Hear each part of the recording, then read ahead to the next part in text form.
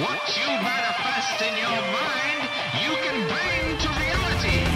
The Oath, a movie, came out 2018. I would imagine came out around Thanksgiving time, since this is a movie that takes place during Thanksgiving. But it's a movie that I didn't get a chance to see. It was only in like one theater out here. The 678th movie Tiffany Haddish starred in last year. She was in, I think, every movie. She might be coming out in most movies this year. But Tiffany Haddish, just a hilarious comedian who, I don't know what movie it was that broke her, but she's been working. I don't understand how she was able to do as many movies as she was in.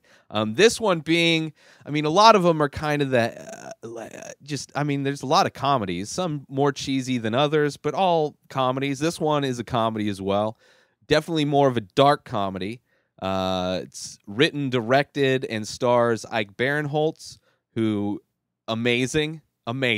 Like, you want to talk about first just being able to do all three of those things. A lot of the times when you see like movies by comedians, I mean, aside from like Apatow, like they're usually super cheeseball, where this one had way more of a feeling of like the prequel to Purge. Like, this movie could easily be like the prequel to The Purge if it ended differently. Spoilers for the end of this. First, go see this movie. However, you have to see it. It's great. Tiffany Haddish, first off, great performance.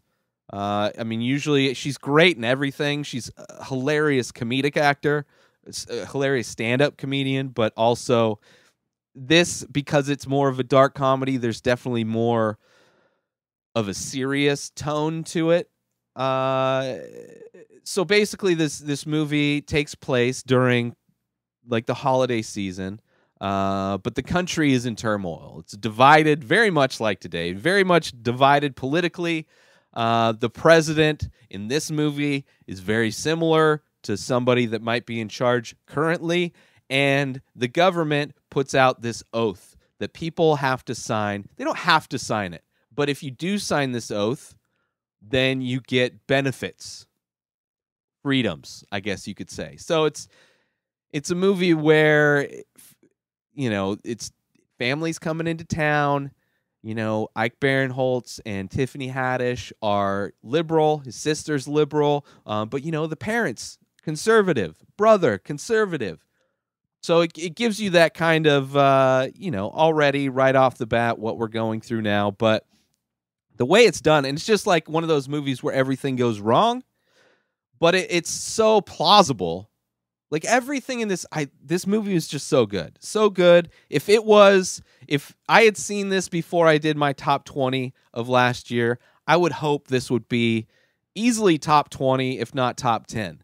It's just for being where we're at right now, and just how insane things are in the reality that we're in. Maybe this movie just hit too close to home.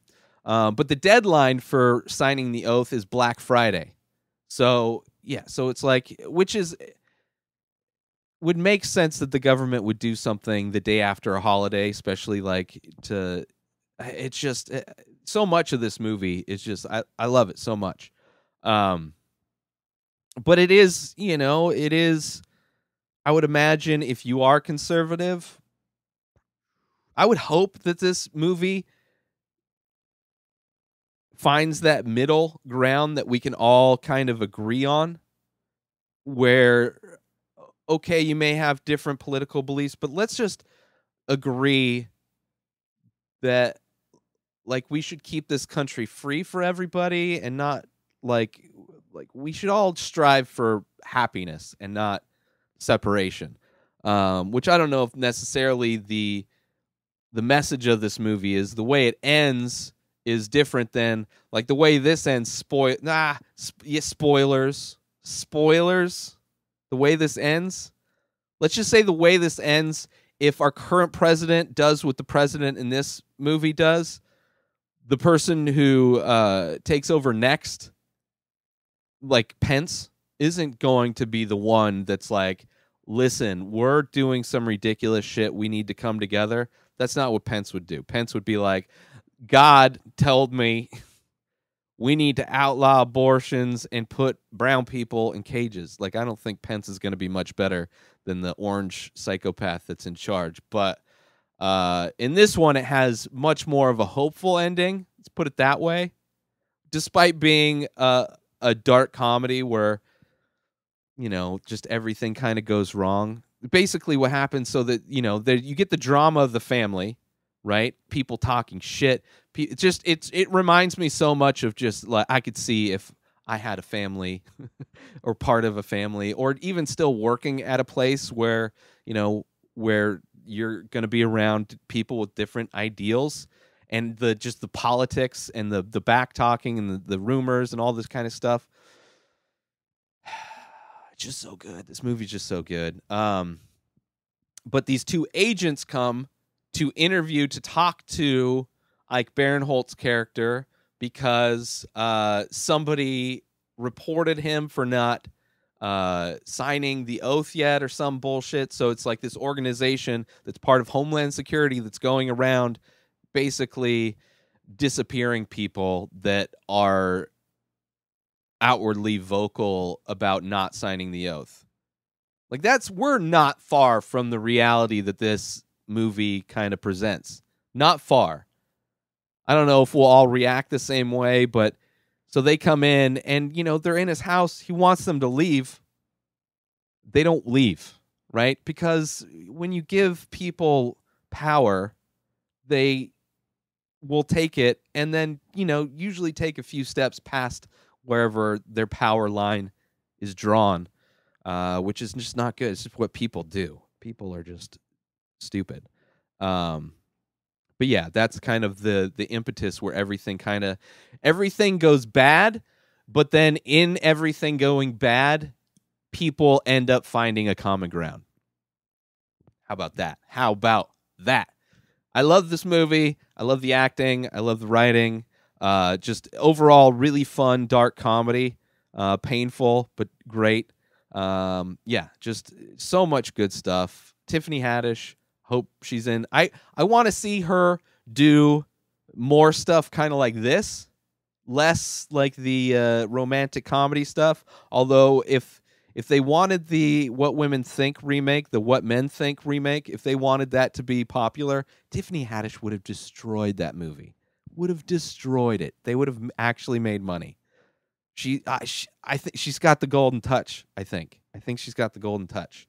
But yeah, she's great in this. Great movie overall. For sure, watch it. I don't know where you could find it. You could rent it and buy it on iTunes and Amazon and all that. I don't know if it's streaming anywhere yet.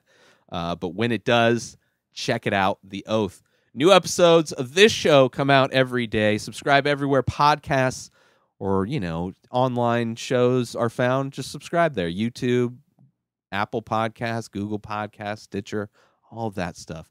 Just search Ray Taylor Show. And no, this is not the show from the 1930s or 50s or whatever. There's some other fucking Ray Taylor that has the Ray Taylor Show as well. But just Google me, bitches. Binge the full week if you want to binge either in video or audio form. Become a member over at patreon.com/inspireddisorder. Inspireddisorder.com for all of my artwork. Over 600 original paintings, prints, t-shirts. At Ray Taylor for me on all social media. Have a great day, everybody. Don't sign that oath. Let's find some peace. All right? Peace out!